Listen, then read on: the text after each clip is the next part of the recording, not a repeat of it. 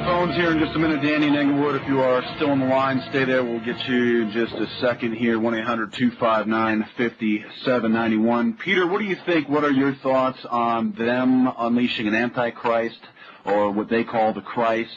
Would you agree that that's in the Illuminati plan? What does that have to do with coming into the New Age in 2150 A.D. when, according to your film, a new solar deity represents the solar deity of the world?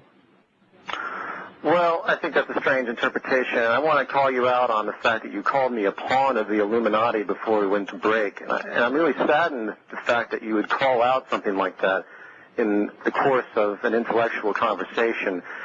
I've done nothing but address information and try to lure people to look at foundational information. And when you say things like that, you encourage your audience to continue that type of convoluted, delusional, blind faith, to think that I, as some messenger, am trying to corrupt some system. So do me a favor, don't address anything like that to me again. Well, you call Christianity the fraud of the age. Now, don't make judgments like that. Realize how many people believe something that isn't true. Peter, the way we would do talk radio is one person talks to the person talks, otherwise it gets all jumbled up, the audience can't hear it. You said fraud of the age, but don't make a judgment statement like that. Present your information and what the people decide. I did. Say that again?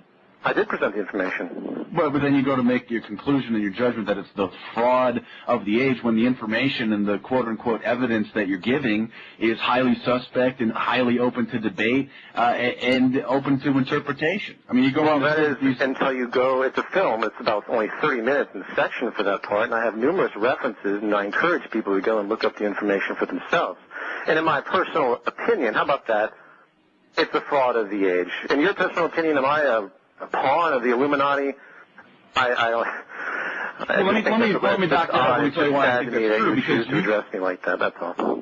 You do know that it is in the Illuminati's interest and their plan to erode Christianity through numerous messages and then to unleash the Lucifer as the real Christ, as the Antichrist, as we call them. I mean, it's in their plan. Albert Pike's letters talk about them eroding Christianity and finally destroying it after the Third World War. Even Manly P. Hall's book says that sooner or later Christianity will be shed and a new, true religion will come and rise in its place. So I just think that you're adding to that.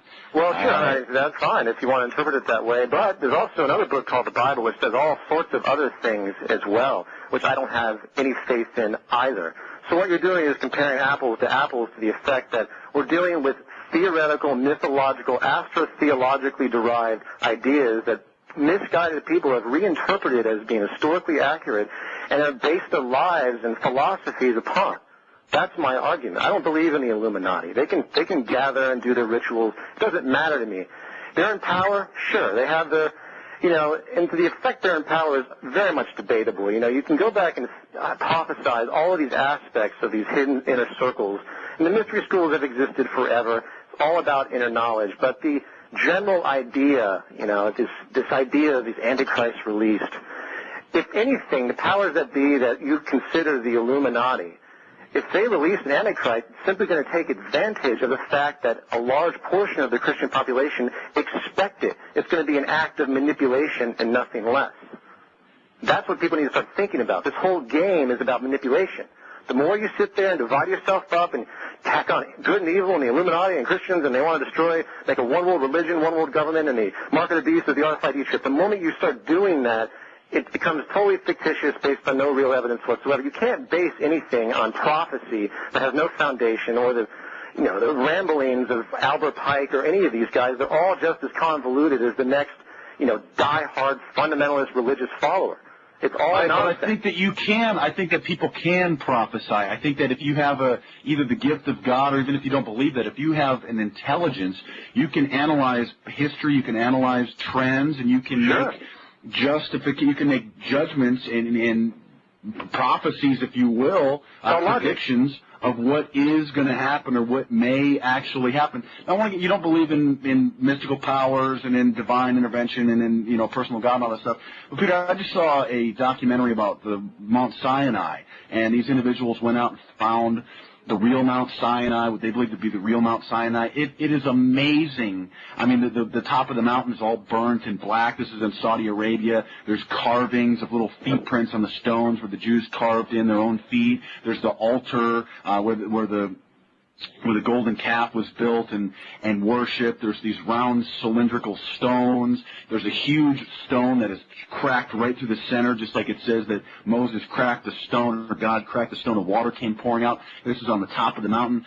Even the History Channel has done specials on the parting of the Red Sea, which they say is a misinterpretation. It's the parting of the Seat of Reeds, and how they say that, okay, it actually could have happened, it likely could have happened by a certain wind gust and this and that. And so how can you doubt prophecy? How can you doubt future predictions? How can you doubt there's a divine force, there's something out there that made us, that can do whatever it wants to, that is outside of our realm of understanding, outside of our dimension? Well, in regards to prophecy, it's simple. None of them have ever come true in any defined manner. In regards to all the claims you made about the historical evidence of Mount Sinai, it's completely comical. Throughout the past 2,000 years, it's full of all sorts of frauds regarding from the bleeding Mary to the scars of Jesus to even up to the present day where they claim to find Jesus' bones in a cave, in caskets, all the stuff about Mount Sinai. It's planted. Period. And how you can just kind of blindly think that it's not, it's weird because, look at 9/11. It's the perfect parallel. I love it. Because, you have 9/11 Commission report. You just sit there and read that and you'll be happy, right? Look at the BBC documentaries. Look at all the numerous scientific NIST studies that have proved that the towers could have easily come down based on the government's claim. If you can sit there and give me, some reason to think what you're saying has more validity than all the other frauds through society, and based on gravity and based on how many people actually believe in Christ and actually believe in positions of power, heads of TV stations, radio networks, actually believe in things, of course they're going to have Discovery Channel things on this stuff like this. Of course they're going to have specials. It's all propaganda, man. I mean, we should know this. We should know this by now. We should know how this game works in order to manipulate people into believing things that are not true. And as far as the spiritual aspect of life, we're all pure spirituality. We are the power that is. All so life you believe in a God. Equal. You believe it's something outside of our understanding, outside of our dimension. Of course there's something outside of understanding because we're just a fragment inside this larger whole. I end Zeitgeist with a very positive note. We're talking about the consciousness, the whole consciousness, and it's the best argument I can think of to try and settle some of these, confused notions people have about life. Because you can scientifically orient yourself and even more importantly, spiritually orient yourself into a collective consciousness to realize that we're all one organism. And the moment people stop dividing themselves up and generating religious division, political division, the moment people stop fighting amongst themselves is the moment paradise will dawn. And all the wars and all this crap, all the manipulation specifically will stop. Because the collective consciousness is the most powerful. We've been conditioned to believe we have no power. That is the whole idea of God.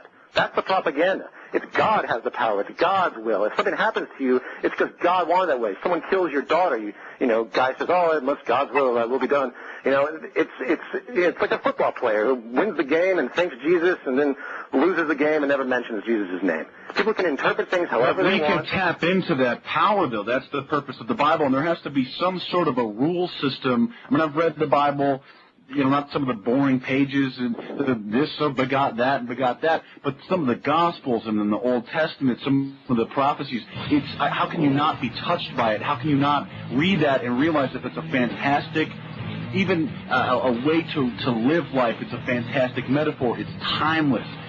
It's a rule system. Stay tuned, Peter. Get into it. Hold that thought. Okay. We'll take a break. Danny, I've been Egglewood. I will get to your call.